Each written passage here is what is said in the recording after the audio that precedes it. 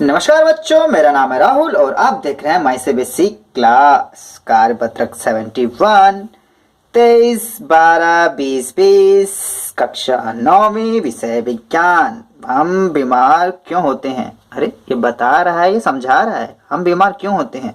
ना कोई लाइन है ना कोई क्वेश्चन मार्क है। अरे वाह, ये क्या मतलब है भाई? हम बीमार क्यों होते हैं ये पूछ रहा है, ये बता रहा है, ये कह रहा है। चलो देखो, इसी वजह से इंपॉर्टेंट होता है, यहाँ पे क्वेश्चन मार्क आना चाहिए था। ठीक है, कोई बात नहीं। स्वास्थ्य और इसका महत्व, ठीक है, इसके टॉपिक ये रहेगा। अब कहने का मतलब, जो आप इससे पहले जो वर्कशीट पढ़ रहे थे वो क्या सी पढ़ रहे थे, एक बार देख लें क्या? तो अच्छी बात है, बढ़ने से पहले देख लेते हैं क्या पढ़े थे। 70 से 71 से स्टार्ट हो चुकी है। वो जो चीजें स्टार्ट हुई थी आपकी 65 कार्य तथा बल तथा ऊर्जा, बल द्वारा किया गया समय, यहाँ पे ये चीज हमने पढ़ी थी। ठीक है, 65 से 65 के बाद जो हमने वर्कशीट पढ़ी थी कार्य तथा ऊर्जा ही था। इसके अंदर ऊर्जा के बारे में हमने पढ़ा था। ना ऊर्जा का ना विनाश होता, ना ही बनता, ना ही खत्म होता, ना विनाश होता। किसी वस्तु में कार्य करने की क्षमता को उसकी ऊर्जा कहते हैं। ठीक है, इसके बाद हमने पढ़ा था कार्य तथा ऊर्जा में गतिज ऊर्जा। ठीक है, जब वस्तु गति करती है तो हम कहते हैं इसमें गतिज ऊर्जा होती है।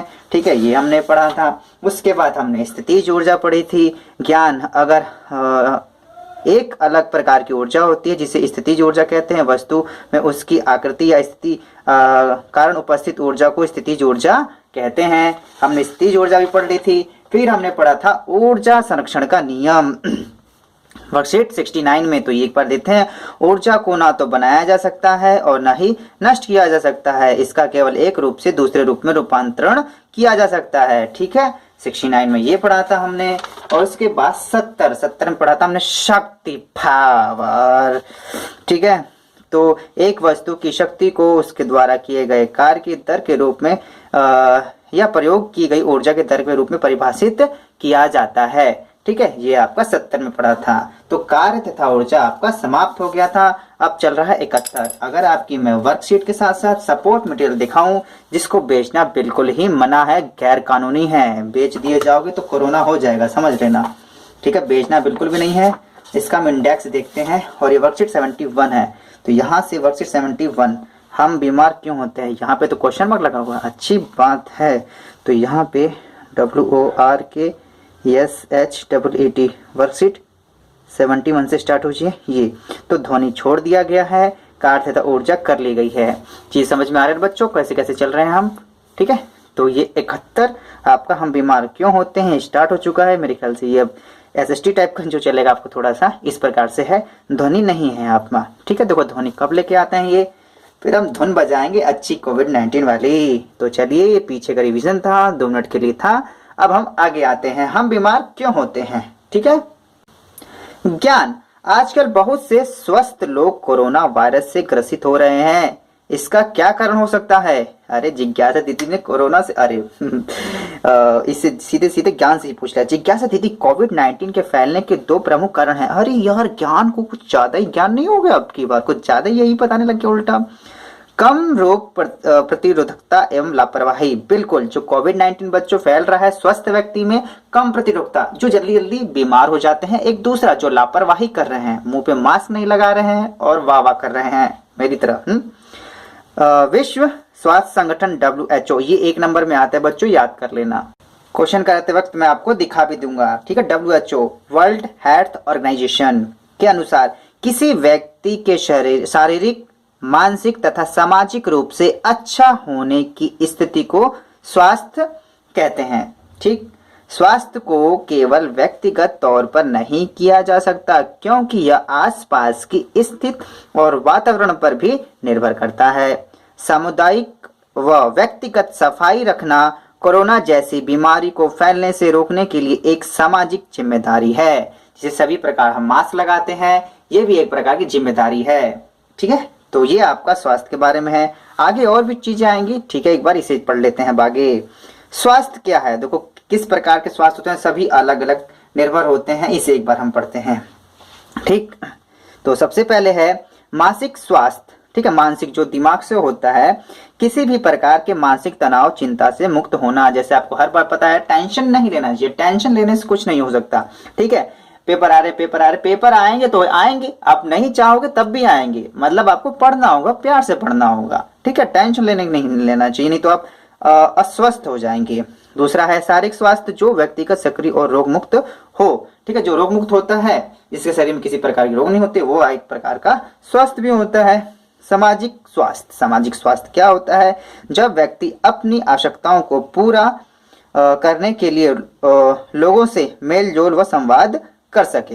ठीक है, आपस में मतलब किसी से मतलब बातचीत, समाज में बातचीत आपस में कर सके। ठीक है, ऐसी स्थिति में है तो भी व्यक्ति स्वस्थ है।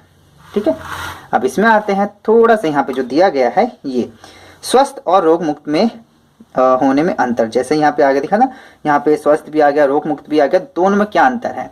तो देखो, दोनों में अंतर समझने के लिए आप ये समझिए कि अगर व्यक्ति, ठीक है, रोग मुक्त है तो वो स्वस्थ भी है, और स्वस्थ है तो जरूरी नहीं कि वो रोग मुक्त भी हो। ठीक है, स्वास्थ्य जो व्यक्ति होगा वो हमेशा रोग मुक्त होगा, और रोग मुक्त व्यक्ति स्वास्थ्य हो ये जरूरी नहीं है। चलिए एक बार क्या हम एग्जांपल से पढ़ते हैं, इसे अच्छे से समझ में आ जाएगा।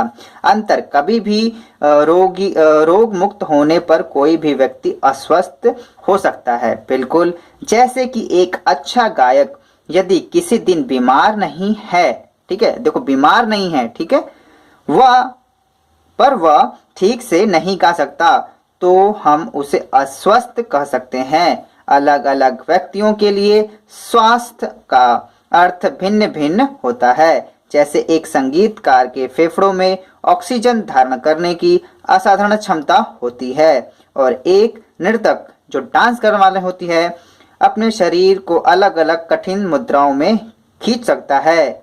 यह हर किसी के लिए संभव नहीं है, क्योंकि हमारे पास टिकटॉक वीडियो नहीं है, टिकटॉक ऐप नहीं है। अरे नहीं यार, मतलब वो काफी प्रैक्टिस से करते हैं ये बात, ये यहाँ पे बताने की कोशिश कर रही है, मैं वो साइड की बात रखते हैं यार। यह हर किसी के संभव की बात नहीं है। हाँ, पर हम यह नहीं कह सकते कि अन्य लोग स्वास्थ्य नहीं है। दूसरे शब्दों में रोग मुक्त होने का अर्थ यहाँ जो मैं कह रहा था ऊपर समझा था वो यही है। रोग मुक्त शब्दों में दूसरे शब्दों में रोग मुक्त होने का अर्थ है यह नहीं कि व्यक्ति स्वस्थ ही है, इसके विपरीत रोगग्रस्त व्यक्ति अस्वस्थ भी होता है। जैसे किसी को कोई बीमार हो गया, ठीक है, उसने दवाई ली, वो ठीक हो गया, स्वस्थ नहीं है, वो रोग मुक्त हुआ है। कोई व्यक्ति बीमार पड़ता है, उसने दवाई इस्तेमाल की, रोग मुक्त हुआ है, स्वस्थ नहीं हुआ, उसे स्वस्थ बिल्कुल होने में थोड़ा सा वक्त लगता है। समझ रहे हो? तो स्वस्थ और रोग मुक्त में बस यही एक बारीकी सा अंतर है। ठीक है, अब आगे पढ़ते हैं। अच्छे स्वास्थ्य के लिए कुछ प्रमुख आवश्यकताएं। अच्छे स्वास्थ्य के लिए क्या क्या कर सकते हैं, यहाँ पे आते हैं। पॉइंट नंबर 1, स्वस्थ और संतुलित आहार। स्वास्थ्य आहार का सेवन। अच्छा जी, हमें अच्छा खाना चाहिए। पिज्जा और बर्गर तभी खाना चाहिए जब दोस्त हमें फ्री में खिलाए, पैसों से खिलाए तो वहां से निकल लेना चाहिए। दूसरे नंबर पे व्यक्तिगत और सामाजिक स्वच्छता। बिल्कुल सामाजिक स्वच्छता होना चाहिए। अगर कोई छींके तो रुमाल आपको अपने मुंह के साथ साथ उससे भी बोलना चाहिए कि आपको भी अपने मुंह पे रुमाल लगाइए, ऐसा कोरोना वायरस ना फैलाएं। ठीक है। तीसरे नंबर पे सक्रिय जीवन शैली, नियमित व्यायाम और स्वास्थ्य के प्रति जागरूकता होनी चाहिए। नियमित शैली, ठीक है, ये टाइम टेबल की बात करिए, एकदम टाइम टेबल होना चाहिए, जो आपका शरीर है वो भी समझ सके कि आप कैसे कार्य कर रहे हैं। 4 नंबर पे अच्छा शारीरिक और सामाजिक वातावरण। अच्छे वातावरण, इसमें स्वच्छ आसपास, अच्छी स्वच्छता, उचित कचरा प्रबंधन, अरे वाह कितनी शुद्ध हिंदी है, उचित कचरा प्रबंधन और स्वच्छ जल शामिल है। ठीक है, स्वस्थ रहने के लिए साफ पानी होना चाहिए। ठीक है, आसपास का वातावरण साफ होना चाहिए। 5 नंबर पे पढ़ते हैं, 4 नंबर हो चुका। 5 नंबर पे अच्छे भोजन की उपलब्धता हेतु अच्छी आर्थिक स्थिति। आर्थिक स्थिति बच्चों स्वास्थ्य के लिए ये भी जिम्मेदार होती है। अगर किसी व्यक्ति की अच्छी आय नहीं है तो वह व्यक्ति स्वस्थ नहीं हो सकता, चाहे वो कुछ भी कर ले। अच्छी आय के साथ साथ ही व्यक्ति की अच्छा स्वास्थ्य बना रहता है। दोबारा से पढ़ेंगे, अच्छे भोजन अगर उसे चाहिए तो अच्छी आर्थिक स्थिति, तो अच्छा अंधा पैसा भी तो आना चाहिए। ठीक है, जरूरी नहीं कि एप्पल का चलाएं, तो अच्छे स्वास्थ्य भोजन के लिए भी उसके पास होना चाहिए। समझ रहे हो ना बात? चलिए क्वेश्चन नहीं, अभी नीचे आते हैं। अच्छे स्वास्थ्य का महत्व क्या होता है? अच्छे स्वास्थ्य का क्या मतलब है, हम अच्छा स्वास्थ्य क्यों रखें यार? तो यहाँ पे 3 पॉइंट दिखाए गए हैं, इस पॉइंट को पढ़ सकते हैं। पहला है, यह हमारी कार्य क्षमता को बढ़ाता है और हमें अपनी गतिविधि करने में मदद करता है।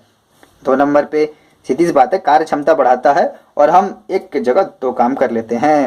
यह हमें आसानी से सामाजिक और मानसिक दबाव का सामना करने में मदद करता है।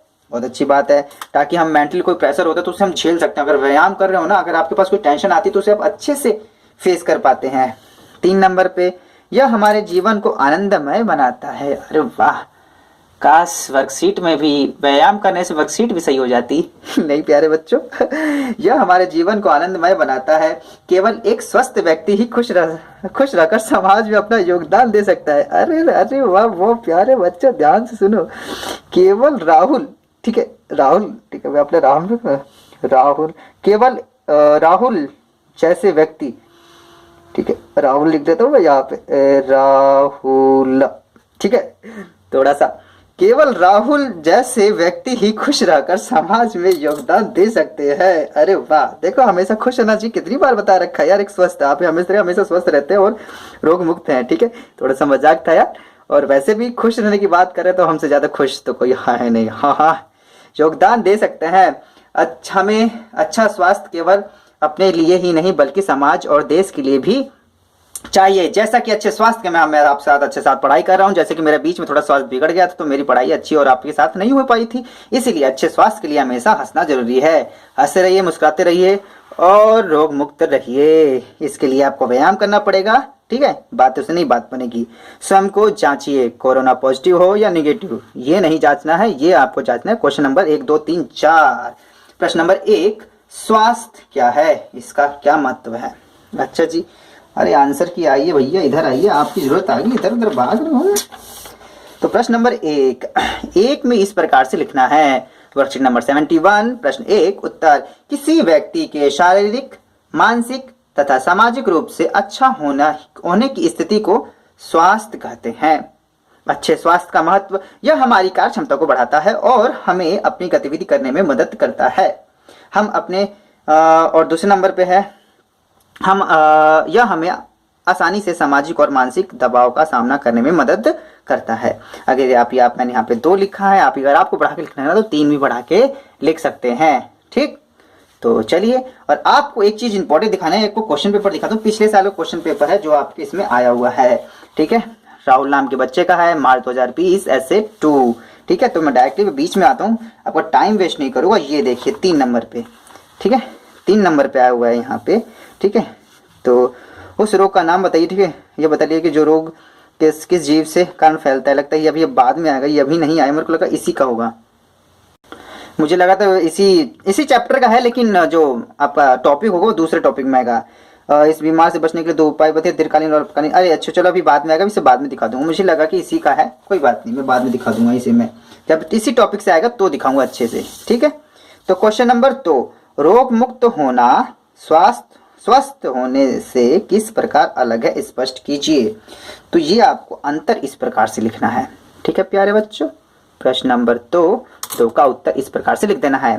पहला है, मनुष्य शारीरिक, मानसिक एवं सामाजिक रूप से अपनी क्षमताओं का भरपूर उपयोग करे, अच्छी बात है। दूसरा है, रोग मुक्त ऐसी अवस्था है जिसमें बीमारी का अभाव होता है, ठीक है। पॉइंट नंबर 2 ये आपका हो गया। जैसा कि हम ऊपर भी स्वस्थ और रोग मुक्त के बारे में पढ़ चुके हैं, हेल्दी और ये डिजीज फ्री, ठीक है। व्यक्तिगत, भौतिक एवं सामाजिक वातावरण होता है, और जबकि रोग मुक्त में व्यक्तिगत वातावरण होता है। तीसरे नंबर पे व्यक्ति का अच्छा स्वास्थ्य है, और इस वाले में तीसरा पॉइंट है, ठीक है, इस तीसरा पॉइंट, इसमें व्यक्ति का स्वास्थ्य अच्छा या निर्बल हो सकता है, ठीक है। इसमें व्यक्ति पूर्ण रूप से रोग मुक्त ही होता है, इसमें रोग मुक्त, ठीक है। ये थोड़ा सा गलत हो गया, कोई बात नहीं, यहाँ पे थोड़ा सा आप बना के लिख सकते हैं। यहाँ पे मैंने काट रखा है, स्वास्थ्य यहाँ दोबारा से लिख दिया मैंने, ठीक है। इस प्रकार से दूसरे का आंसर लिख सकते हैं। चलिए आते हैं प्रश्न नंबर 3 की तरफ। अच्छे स्वास्थ्य के लिए ऊपर दी गई प्रमुख आवश्यकताओं के अतिरिक्त क्या कुछ अन्य आवश्यकताएं भी हो सकती हैं, सोचकर लिखिए, बिल्कुल। तो आप अपने मन से बना के लिखते हैं। मेरे को तो 2 ही दिखाई दिया, मैंने अपने मन से बनाया, लेकिन फिर भी कहीं ना कहीं उनसे मैच तो कर ही जाता है। क्वेश्चन नंबर 3, प्रश्न नंबर 3, पहला, अच्छे स्वास्थ्य के लिए रोज व्यायाम करना चाहिए। सांस अंदर, सांस बाहर, सांस अंदर, सांस बाहर, इसे अनुलोम विलोम कहते हैं। सुबह करना चाहिए, दाएं नाक से लो बाएं से निकालो, बाएं से लो दाएं से निकालो, इसे अनुलोम विलोम कहते हैं। करने से काफी फायदा होता है। प्रश्न नंबर तीसरे का दूसरा पॉइंट, वायु से फैलने वाले संक्रमण या रोग से बचने के लिए हमें भीड़ वाले स्थान पर नहीं जाना चाहिए। लेकिन नहीं जाना है हमें भैया, मेला घूमने जाना है, यहाँ बताया जाता समझाया जाता है आप लोगों को कि भीड़ में नहीं जाना चाहिए। और यहाँ पे लिख दिया गया है, और मैं तो नहीं जाता हूँ, ना ही किसी मेले में जाता हूँ, ना ही किसी ठेले पे जाता हूँ, तो अपने दूर से भीड़ से एकदम बच के रहता हूँ। तो इसी प्रकार से आपको भी रहना चाहिए। प्रश्न नंबर 4, स्वास्थ्य या मानसिक समाज व भावनात्मक पहलू क्या है, स्पष्ट कीजिए। चलो जी स्पष्ट कर देते हैं। तो सबसे पहले आपको थोड़ा सा प्रश्न नंबर 4 बड़ा हो गया है, तो लेकिन लिखना तो पड़ेगा। मैंने शारीरिक भी लिख दिया है, लिख लोगे तो आपके लिए ही अच्छा है। अच्छा स्वास्थ्य रहने के लिए अवस्था है, ठीक है। अच्छा स्वास्थ्य रहने के लिए अवस्था है जिसमें शारीरिक, मानसिक एवं सामाजिक उचित प्रकार से किया जा सके। मैं कैमरे में देख रहा हूँ ना, साफ साफ दिख रहा है। मानसिक स्वास्थ्य, किसी भी प्रकार के मानसिक तनाव चिंता से मुक्त हो, तो इस प्रकार का मानसिक स्वास्थ्य कहलाता है। शारीरिक स्वास्थ्य, जो व्यक्ति सक्रिय और रोग मुक्त हो। और सामाजिक, जब व्यक्ति अपनी आवश्यकताओं को पूरा करने के लिए लोगों के मेल जोल व संवाद कर सके। अच्छा पता है हिंदी में संवाद कितने नंबर का आता है? 5 नंबर का आता है। कई बच्चे 8 नंबर का लिखते हैं, 5 नंबर का आता है यार प्यारे बच्चों। भावनात्मक लास्ट में है, व्यक्ति अपने मन की बात अन्य लोगों तक आसानी से पहुंचा सके। प्रत्येक व्यक्ति का सम्मान होना चाहिए, भावनात्मक रूप से होता है यार इस प्रकार से, ठीक है। तो मैं सीबीएसई क्लास की जो वीडियो होती है वो यही समाप्त हो जाती है। वीडियो अच्छी लगे तो छोटा सा लाइक कर दीजिएगा, वीडियो आपके लिए बनाई गई है। और अच्छा लगे तो थोड़ा सा कमेंट करिएगा प्यारे प्यारे, जिसे मैं पढ़ूंगा और लात में पढ़ता रहूंगा और अच्छा लगेगा। तो मैं सीबीएसई क्लास इस वीडियो को देखने के लिए धन्यवाद। जय हिंद, जय भारत।